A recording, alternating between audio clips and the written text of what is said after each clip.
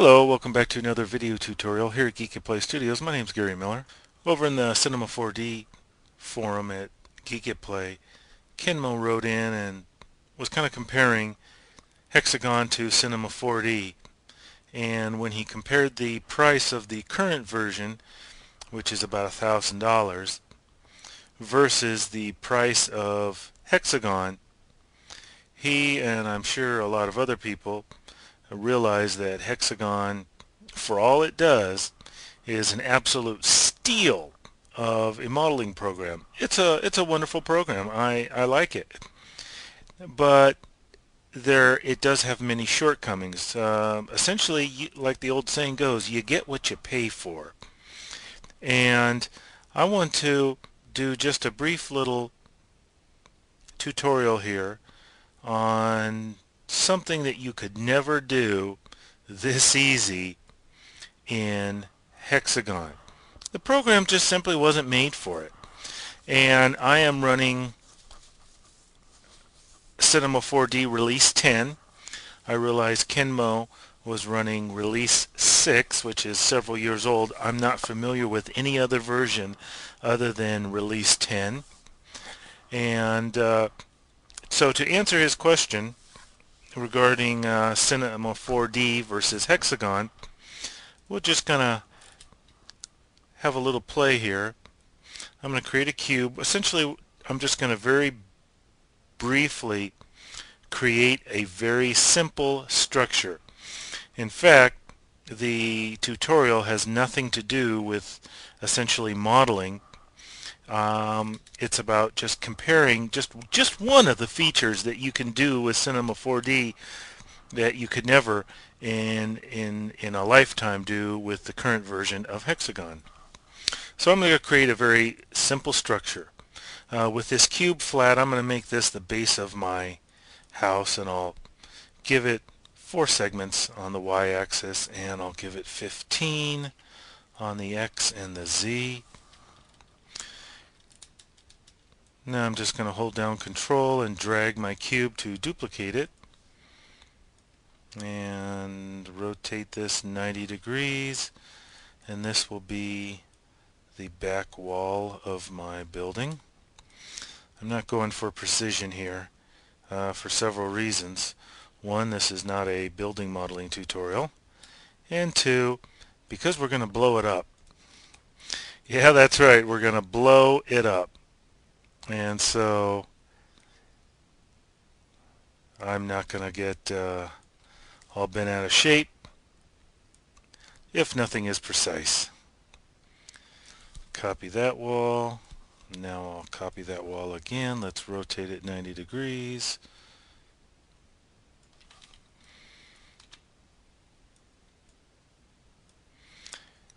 Now I will say while I'm doing this that everything, and I mean, well, nearly everything, 99.99999% of all that I have learned in using Hexagon, Cinema4d, if any of you choose to purchase it, everything I've learned, I learned from C4D Cafe and the creator of the tutorials over there, which are all video tutorials. I learned it all from 3D Kiwi, who runs that site over there. Okay, now I'm going to create a quick roof, create another cube. Let's bring this up.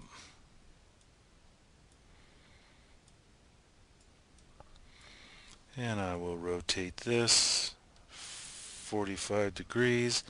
I'm going to make that editable. And I will grab this edge down there. Let me hide some of my walls here.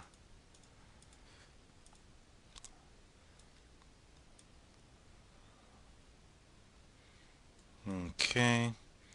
Grab these 2 faces, delete them. I want to change the axis rotation of my roof.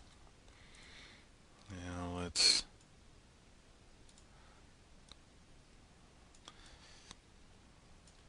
Stretch it out a little bit. Okay. And we'll bring it up just a tad. There we are. Okay, there's our very crude building.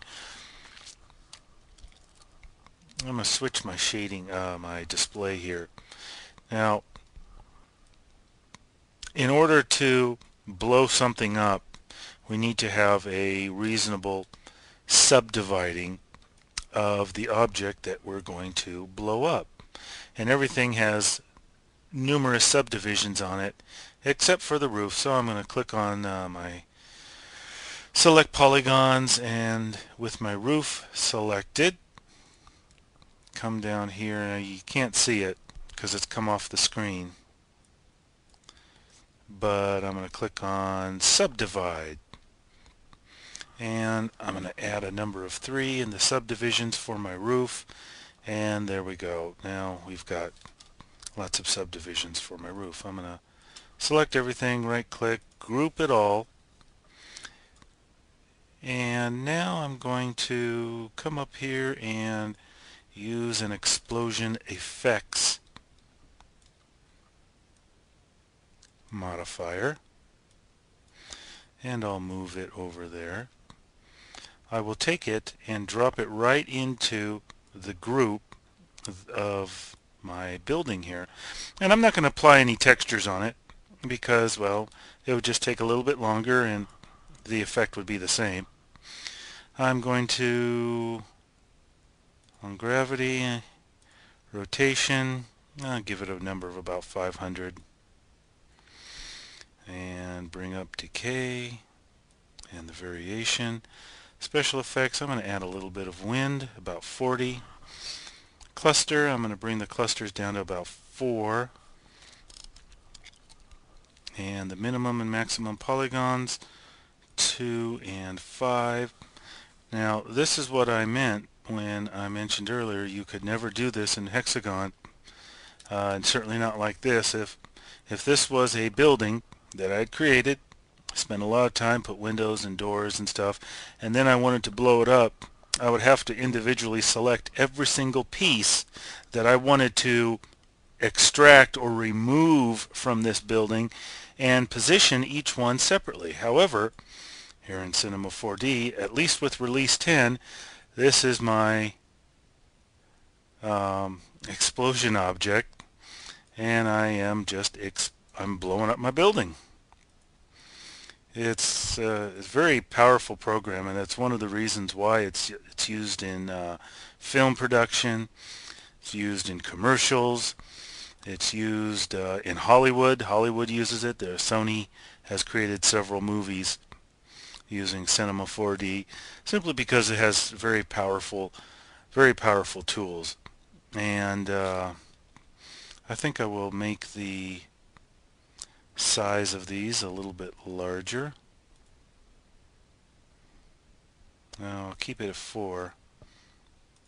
I'll make them larger here. Maybe bump that up to 5. Reduce the variation. Okay, so this is just one of the many things you can do in Cinema4d, and when you compare just something like this to Hexagon, well, Hexagon is not made to do this. Well, let's get rid of the explosion effect. I'm just going to drag it out, and now I'll delete it. I'll come back up here, and let's just add an explosion to this, and put it here in the center of my object, and let's start playing with the strength of it. Shatters completely. Let's try another one. Delete that, and let's try shatter. Shatter's a really neat one. And let's play with the strength of this one, and the thing just crumbles down to dust, and lots of different variables you can play with. So this is just one of the many benefits you can get from Cinema4d versus Hexagon, and where it's placed in relationship to the building that it is affecting decides how the thing explodes. So this is just a very brief introduction. It's not even a tutorial really to Cinema 4D in case anyone out there wants to get it and start playing around with it. If anything, you can always download the demo of it. I believe it's a 30-day demo, fully functional, and it has some really good UV and painting tools that come with it. UV and painting tools that are far more robust than what comes with Hexagon. So that's it for this video. Thanks for watching here at GeekatPlay Studios. My name's Gary Miller. Have a good day.